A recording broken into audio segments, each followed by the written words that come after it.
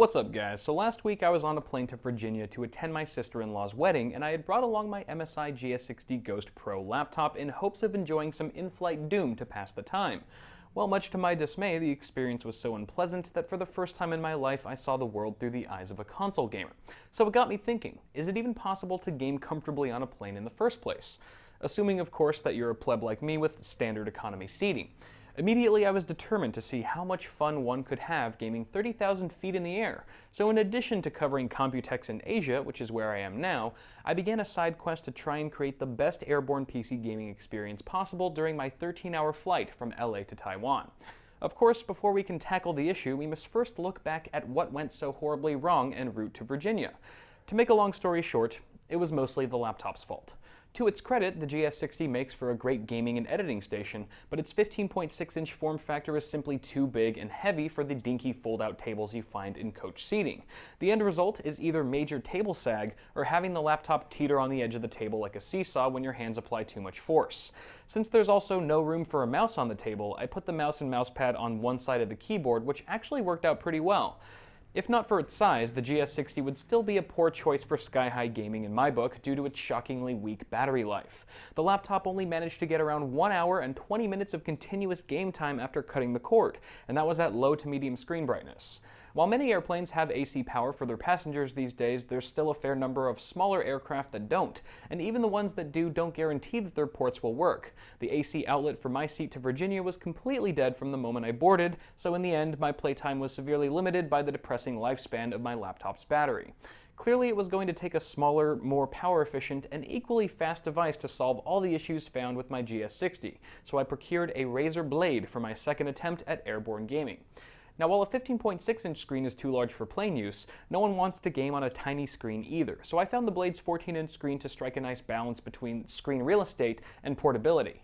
With a resolution of 3200 by 1800, the IGZO capacitive touch display is crystal clear and pumps out outstanding color accuracy and contrast.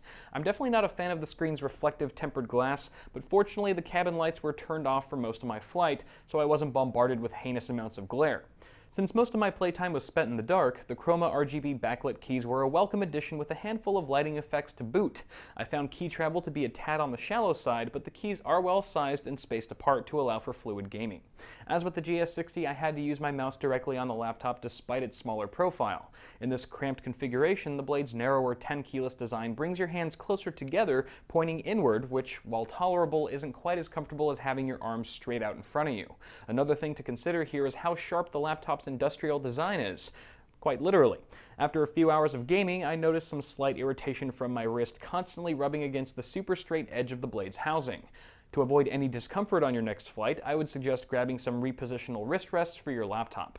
I was happy to find working AC ports on the way to Taiwan, but the Blade's battery life certainly offers peace of mind in situations where you're not so lucky. At medium screen brightness, the laptop managed around 5 hours of straight Doom gameplay, a much greater lifespan than the GS60, which is pretty impressive considering they're both using the same CPU, 16 gigs of RAM, and GTX 970M. Given the identical specs, I benchmarked both laptops to see just how closely their performance lined up. In Firestrike Extreme, the Blade pushed out a score of 3,363 compared to the GS60's slightly higher 3,383. Testing Doom on high settings at 1080, both contenders performed more or less the same with no noticeable difference in gameplay experience between the two. However, while the GS60 gets pretty toasty under load, the Razer Blade does turn into a slab of molten lava after an hour or so of gaming.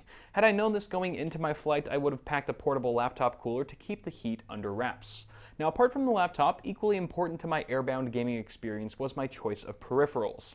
In the past, I've talked extensively about the Logitech G602, so I won't dive too deep into what makes it so awesome. But the key point here is to use a wireless mouse that prevents cable clutter and interference in an already claustrophobic gaming space. Just make sure you pack extra batteries or a charging cable in your carry-on. Also, if your pride will allow it, the wireless floating nature of gamepads are well suited for plane use, assuming you're not running a game that relies heavily on keyboard and mouse. My choice of headphones were the Soundpeats QY7, which is probably underwhelming to some of you hardcore gamers out there, but these Bluetooth earbuds were incredibly convenient given the circumstances. Not only were they much lighter and more portable than a set of cans, but not being tethered to the laptop allowed for free movement about the cabin and made getting up out of my seat a whole lot easier. One thing that could have made the solution even more enjoyable would have been some noise cancelling action to tune out the plane's roaring jet engine and the shrill cries of an infant in distress. On a final note, there are some things to consider that come with the territory of gaming on a plane, regardless of the hardware you choose. For starters, expect the steely armrest of your seat to take a toll on your elbows after a few straight hours of gaming. A working remedy I found was to use some spare shirts in your luggage or request a blanket from the airline for use as a cushion. Depending on the rigidity of your fold-out table, you also might experience some unpleasant table sag from the weight of your arms resting on your laptop. Again, shirts, blankets, and even pillows can be wedged between your legs on the table to prop it up and improve its overall stability. After all was said and done, having the right hardware and applying the few pro tips I learned allow me to game comfortably on the plane for 2 to 3 hours at a time while flying coach, which I think is pretty good in my book considering that's about how long I game at home before needing a short break. Moving forward with what I know now, it's not unreasonable to think that investing in some wrist pads and finding a practical way to keep the laptop cool could extend my playtime even further. Certainly, a number of sacrifices need to be made when gaming in a seat that rivals the comfort of an electric chair. But with the proper devices and preparation, it seems you can still find ways to enjoy PC gaming from a sardine can in the sky. But what do you guys think? Let me know in the comments if you've ever made an attempt at in-flight gaming and what the experience was like for you. Also, before you go, don't forget to toss me a like on this video if you enjoyed it. Subscribe to the channel for more tech videos coming really soon, and I will see you guys in the next one.